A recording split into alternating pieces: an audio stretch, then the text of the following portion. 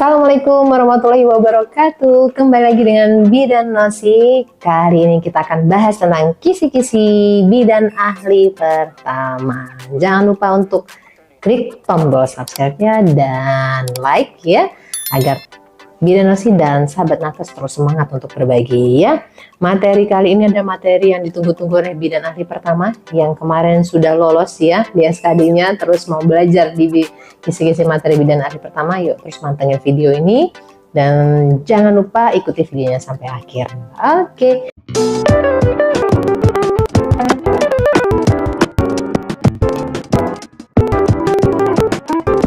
Kita langsung masuk ke bidan ahli pertama. Bidan ahli pertama ini materinya yang harus dikuasai oleh jabatan fungsional bidan ahli pertama, bahwa kemarin dibahas ya keterampilan apa saja. Ini ada materi pokok soal seleksi kompetensi ya.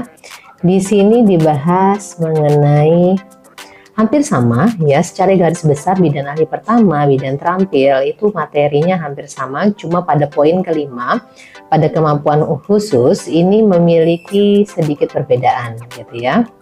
Poinnya di sini untuk keterampilan umum sendiri, teman-teman harus menguasai yang pertama sudah pasti etik, legal, dan keselamatan pasien itu sangat diutamakan. Teman-teman harus menguasai materi yang berhubungan dengan ini.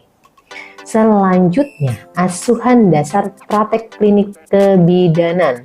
Dua keterampilan umum ini sudah pernah terpapar teman-teman semua di zaman perkuliahan ya. Di zaman perkuliahan baik itu yang langsung D4, D3, D4 itu mungkin semua sudah terpapar dengan materi ini. Mungkin teman-teman pengulangan saja materi secara garis besarnya dan langsung masuk ke dalam contoh aplikasi soalnya ya.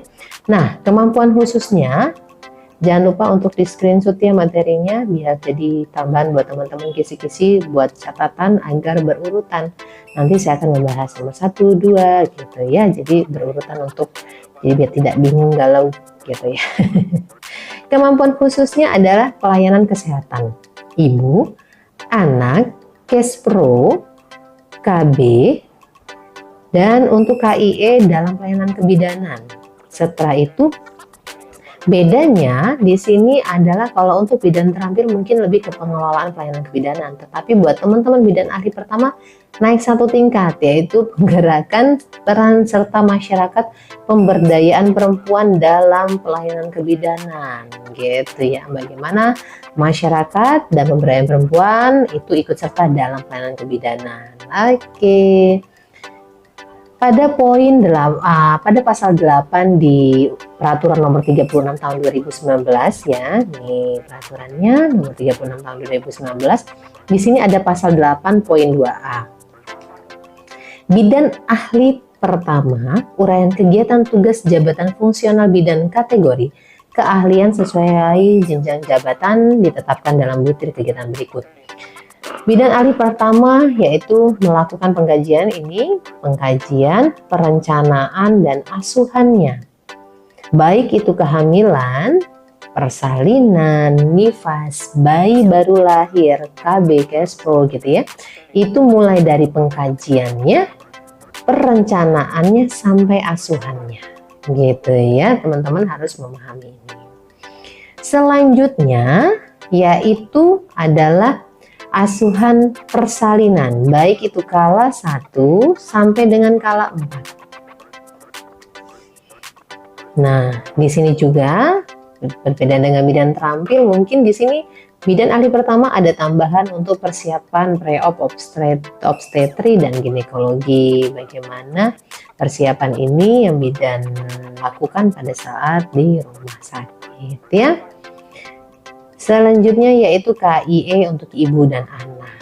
Ya, untuk detailnya ada di sini dalam melakukan asuhan kebidanan pada ibu nifas, melakukan persiapan pre-op, memberikan komunikasi, informasi dan edukasi tentang kesehatan ibu dan anak, individu dan keluarga sesuai dengan kebutuhan. Selanjutnya adalah IMD. Mungkin nanti akan ada materi-materi mengenai inisiasi menyusui dini, berapa waktunya, kapan, metodenya gitu ya. Ini seperti coret-coret saja gitu ya. Nah, kita langsung selanjutnya adalah asuhan neonatal esensial. Ya, layanan asuhan neonatal esensial, asuhan KN1, KN2, dan KN3 ya. Pada saat KN1 apa saja asuhan yang diberikan pada neonatal tersebut, pada KN2, pada KN3 ya. Nanti akan ada pembahasan pada video-video kita berikutnya ya. Selanjutnya ada materi juga membahas mengenai konseling, Kespro, Catin, dan KB. Nah, nanti mungkin akan ada contoh soal di video selanjutnya, itu kita akan bahas bahwa sekarang ini Catin itu ada apa itu program yang harus dilakukan pada calon pengantin, syaratnya Catin itu apa saja gitu ya. Bahwa sekarang tuh Catin itu sudah memiliki namanya kartu menuju sehat calon pengantin gitu ya. Ada banyak materi juga yang akan kita bahas. Selanjutnya adalah pemetaan sasaran dan analisis data. Kalau bidan terampil lebih ke penjaringan datanya atau tabulasi data dalam pemetaan sasaran, tetapi teman-teman bidan ahli pertama harus mampu menganalisis. Setelah lakukan analisis, bahwa sekarang metodenya seorang bidan itu harus mampu menganalisis sebuah masalah. Bagaimana analisis masalah ini muncul, setelah itu diurutkan apa saja rencana tindak lanjutnya gitu ya. Biasanya pakai metode sedia akreditasi atau dinamanya PDCA, Plan, Do, Check, dan Action gitu ya. Nah, pola pikirnya teman-teman itu harus mampu memahami ketika bukan hanya pemetaan sasaran saja, tapi analisis datanya juga gitu ya. Berarti membahas mungkin di situ nanti akan ada juga tentang PWS gitu ya. Lanjut, kita masuk ke pembinaan keluarga, balita, remaja, dan lansia. Harus paham tentang kelas ibu balita ya. Ada juga posyandu remaja, posyandu lansia. Lansia itu ada yang beresiko, ada yang lansia resti ya, beresiko tinggi. Dan di sini juga ada tambahannya tentang musyawarah pembangunan desa. Memahami pembahasan ini juga. Tugas jaga shift malam ya, apa saja. Setelah itu asuhan kebidanan di kamar bedah, karena bidan ahli pertama itu kan memang kebanyakan kuotanya nanti mungkin lebih banyak di rumah sakit, ataupun mungkin ada juga di puskesmas banyak ya. Ada beberapa yang mungkin bidan ahli pertama adalah kuotanya di rumah sakit. Nah, disinilah benar-benar juga menguasai ya.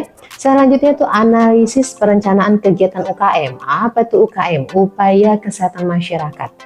Pada program puskesmas itu dibagi menjadi dua, ada program upaya kesehatan masyarakat, upaya kesehatan perorangan. Nah, untuk lebih detailnya nanti ya di video berikutnya gitu ya.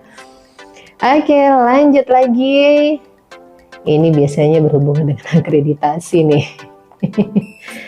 Ya, masuk lagi. Nah, di poin nomor 27 ada tentang P4K atau pemantauan pelaksanaan persalinan pencegahan komplikasi.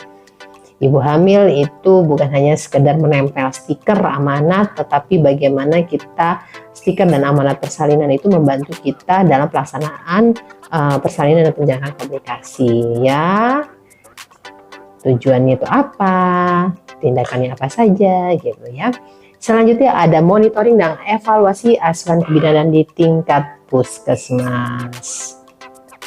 Ini biasanya ada di Lokmin tuh teman-teman, berarti harus membahas juga tentang lokal karya Mirni, itu harus menguasai juga ya. Dan yang terakhir adalah screening HIV, sifilis, hepatitis B dari ibu ke anak PPIA di puskesmas atau rumah sakit ya. Karena saat ini screening ini diwajibkan kepada seluruh ibu hamil untuk dilakukan screening ini. Nah, ada juga tuh salah satu teman-teman ya, boleh deh cari tahu aplikasi apa yang dipakai, nih PR buat teman-teman. Kita biar seru gitu ya di komentar. Aplikasi apa yang dipakai untuk puskesmas ataupun di bidang kesehatan untuk menginput ibu hamil yang sudah dilakukan screening atau triple eliminasi khususnya untuk hepatitis B ya. Aplikasi apa? Langsung komen di kolom komentar, dan jangan lupa terus semangat buat teman-teman. Mudah-mudahan NIP segera menyusul buat teman-teman semua. Terima kasih. Wassalamualaikum warahmatullahi wabarakatuh.